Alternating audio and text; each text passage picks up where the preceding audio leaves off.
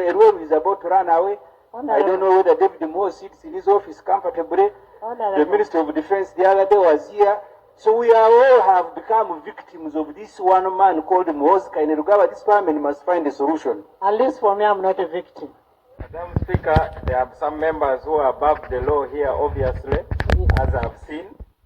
You can call someone to the floor, then they interrupt and say whatever they want. But every day there are many infractions against the law. People are being killed, people are being robbed. It doesn't mean those who break the law are above the law. Thank you very much. Thank you. Honorable members, the court process is ongoing. The court process is ongoing.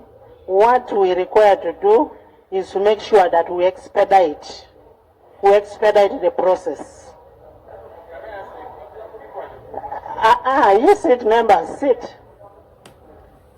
Honorable members, I did not introduce Father Frederick to Singwire, the Parliament Court Chaplain.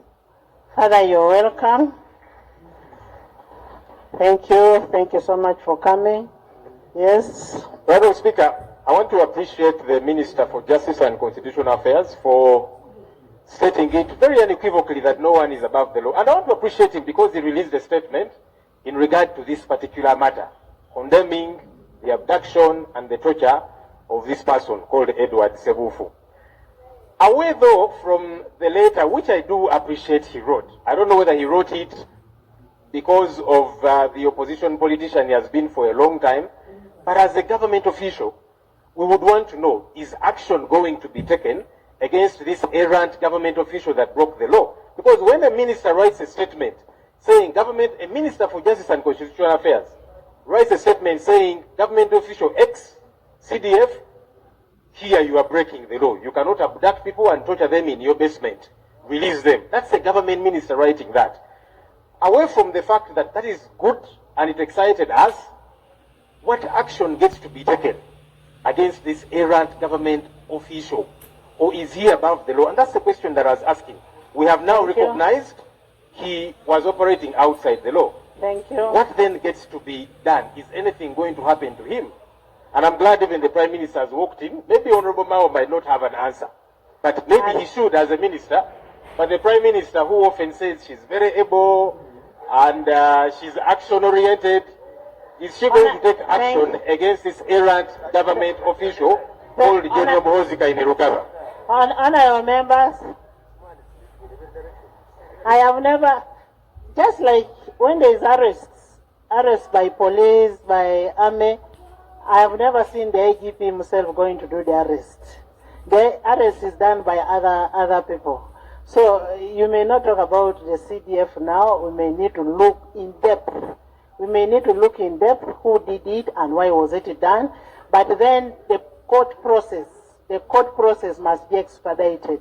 I am raising the Honorable David Muhoozi, former CDF, and usually is the one who comes here because the Honorable Tafire doesn't come. He came and told Parliament that when soldiers and policemen are arresting people, they must identify themselves. General Muhoozi Kainerugaba, he said, I disagree with that minister. When I raised the issues here of deploying soldiers in South Sudan, and Parliament asked the Minister for Defense to explain, immediately the spokesperson of UPDF dismissed him. He said that one represents us only in Parliament. General Edward was there. He was called a buffoon by the CDF. One by one. What is the procedural matter? I am raising it if you allow me background. One by one, whether ministers, whether UPDF soldiers, whether committees of Parliament are becoming victims of CDF.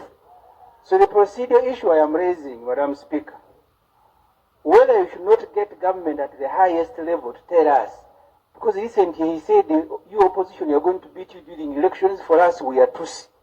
These are serious matters that, Madam Speaker, everybody, every sane person must be concerned with. They are not matters that can just be ruled and we continue. I mean, I don't know, Erupts is about to run away. I don't know whether David Moore sits in his office comfortably. The Minister of Defense the other day was here. So we are all have become victims of this one man called Mozka in Rugaba. This parliament must find a solution. At least for me, I'm not a victim. Because honorable members, what we need to look at, where does that information come from? On social media, anybody can post anything, anytime.